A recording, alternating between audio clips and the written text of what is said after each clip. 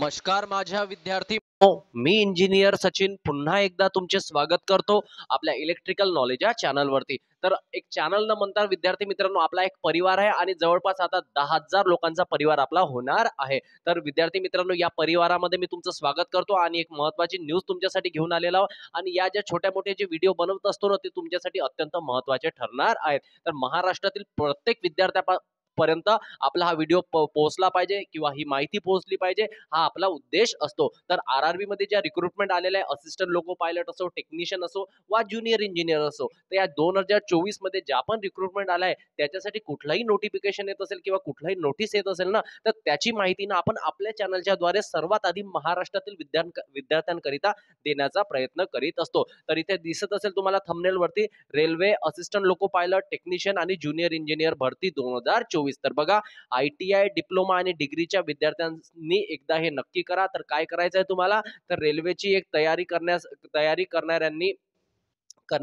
करण्यासाठी एक महत्वाची सूचना आलेली आहे। तर आधार व्हेरिफिकेशन लिहिलेलं आहे तर काय आहे आधार व्हेरिफिकेशन हे या नोटीस मधून जाणून घेऊया। तर विद्यार्थी मित्रांनो तोपर्यंत तुम्ही जर या चॅनलवरती जर नवीन असाल किंवा या आपल्या परिवारामध्ये नवीन असाल ना तर आपल्या परिवाराचा सदस्य होण्याकरिता एकदा आपल्या या चॅनलला जाऊन सबस्क्राईब करून द्या आणि सबस्क्राईब केल्याच्या नंतर जी बेल आयकॉन असते ना तिला ऑन करून द्यायची। याच्यामुळे काय होते येणारे सर्व class link notification state government job central government job Indian railway विषयी माहिती असो महाडिस्कम महाजनको किंवा महापारेषण याविषयी संपूर्ण माहितीनं आपण आपल्या चॅनलच्या द्वारे देण्याचा प्रयत्न करीत असतो। त्याच्या व्यतिरिक्त तुम्ही जर अजूनही आपल्या व्हॉट्सअप चॅनलवरती जॉईन नसेल झाला तर तिथं जॉईन व्हायचंय कारण होऊ शकते यदा कदाचित इन फ्युचर टेलिग्राम जर बंद झाला तर टेलिग्रामची तर लिंक मी तुम्हाला देतोच त्याचबरोबर व्हॉट्सअप चॅनलची सुद्धा लिंक देतो तिथे सुद्धा जोडणं गरजेचं आहे। ओके चला एकदा नोटीस जाणून घेऊया नंतर आपण चर्चा करूया। बघा काय लिहिलं आहे या नोटीसमध्ये तर बघा हा जो नोटीस लिहिलेला आहे इंग्रजीमध्ये आहे परंतु मी तुम्हाला प्रत्येक गोष्ट ना इथे मराठीमध्ये समजून सांगण्याचा प्रयत्न करतो। इथे बघा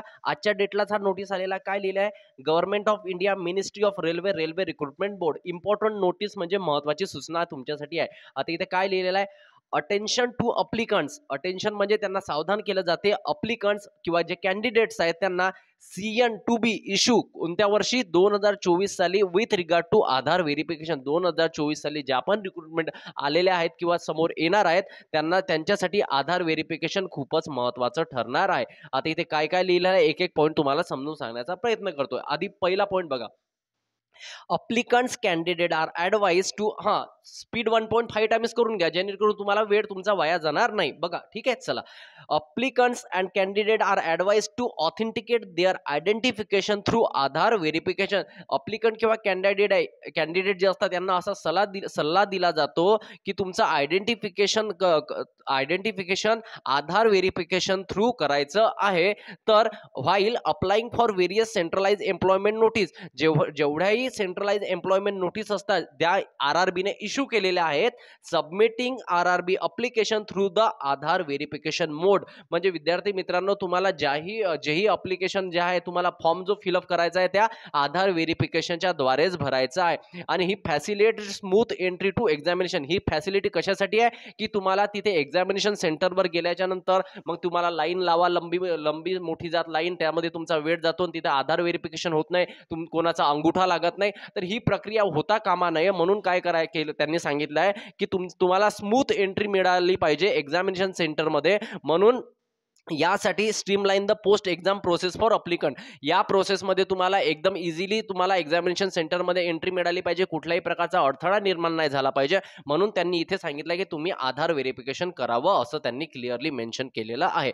चला त्याच्या व्यतिरिक्त दुसरा पॉईंट बघा applicant candidate who have already submitted their applicant आता याआधी ज्यांनी अप्लिकेशन फॉर्म भरलेले आहेत आता कशामध्ये भरले असिस्टंट लोको पायलट टेक्निशियन त्याच्या व्यतिरिक्त तुम्ही ज्युनियर इंजिनियर आजची लास्ट डेट आहे ज्युनियर इंजिनियरची जर त्यांनी फॉर्म नसेल भरले तर आज रात्री 12 पर्यंत भरू शकता। ओके चला तर याआधी ज्यांनी ऑलरेडी फॉर्म सबमिट केलेले आहे अप्लिकेशन सबमिट केलेले आहे for CN issue bye RRB during 2024 वर्षी ज्यांनी या कालावधीमध्ये जर त्यांनी अप्लिकेशन फॉर्म सबमिट केलेले असतील युजिंग डॉक्युमेंट्स अदर दॅन आधारच्या व्यतिरिक्त इथे क्लिअरली मेन्शन केलं आहे, तुम्ही जर आधार व्हेरिफिकेशन थ्रू गेलं असेल तर काही प्रॉब्लेम नाही, परंतु आधार व्हेरिफिकेशनच्या थ्रू जर तुम्ही जसं ड्रायव्हिंग लायसन्सचा नंबर टाकला असेल, पासपोर्ट टाकला असेल किंवा पॅन कार्ड टाकला असेल किंवा वोटर आय डी टाकला असेल, एट एक्स्ट्रा तुम्ही याच्या थ्रू जर गेलेलं असेल तर यांना काय म्हणते, कॅन कम्प्लीट आधार व्हेरिफिकेशन. जर तुम्ही आधारच्या थ्रू नसेल गेलात तर तुम्हाला काय करायचं आहे, कंप्लीट करायचं आहे Aadhaar verification by logging in with their user credential at. म्हणजे तुम्हाला साईट तर माहिती आहे सर्वांना की www.rrbapply.government.in या साईटवरती जायचं आहे आणि तिथे तुम्हाला तुमचं आधार व्हेरिफिकेशन एकदा नक्कीच करायचं आहे. इथे त्यांनी क्लिअरली मेन्शन केलं आहे कोणत्या विद्यार्थ्यांसाठी, ज्यांनी driving licence, passport number, pan card, voter I D या सर्व बाबी टाकलेल्या असतील त्यांच्यासाठी हा पॉईंट ठरलेला आहे. This Aadhaar verification is a one time exercise. त्यांनी म्हटलेलं आहे विद्यार्थी मित्रांनो, हे जे आधार व्हेरिफिकेशन आहे ना, हे फक्त तुम्हाला एकदाच करायचं आहे. जर तुम्ही हे आधार व्हेरिफिकेशन एकदा केलं and will be automatically valid, आणि हेच व्हॅलिड राहणार आहे कारण साईट तर एकच आहे. तुम्ही कोणत्याही झोनमधून फॉर्म भरा, साईट एकच असणार आहे www.rrbapply.government.in. मग हे ऑटोमॅटिकली व्हॅलिड असणार आहे फॉर ऑल प्रेझेंट, म्हणजे ज्या आता वर्तमान काळामध्ये असिस्टंट लोको पायलट, त्यानंतर टेक्निशियन आणि त्याच्यानंतर तुमची कोणती पोस्ट विद्यार्थी मित्रांनो, ज्युनियर इंजिनियर, याच्याकरिता विद्यार्थी मित्रांनो हे काय असणार आहे, व्हॅलिड असणार आहे. त्याच्याकरिता प्रेझेंट आणि ती समोर लिहिलं आहे future job notification and application. तर फ्युचरमध्ये कोणते जॉब येणार आहे, तर रेल्वे प्रोटेक्शन फोर्स, ओके, त्याला आरपीएफ म्हणतो. त्याच्यानंतर येणार आहे एनटीपीसी. एनटीपीसी म्हणजे टीसीची भरती असते, रेल्वे म्हणजे ते तिकीट कलेक्टर असताना त्याची सुद्धा भरती येणार आहे. ते या फ्युचरच्या पोस्ट आणि त्याच्या व्यतिरिक्त ग्रुप डी ची सुद्धा भरती येणार आहे. तर त्यासाठी सुद्धा हा व्हॅलिड राहणार आहे असं त्यांनी इथे क्लिअरली मेन्शन केलेलं आहे. क्लिअर. चला समोर काय म्हणते, हा महत्वाचा पॉइंट आहे बघा.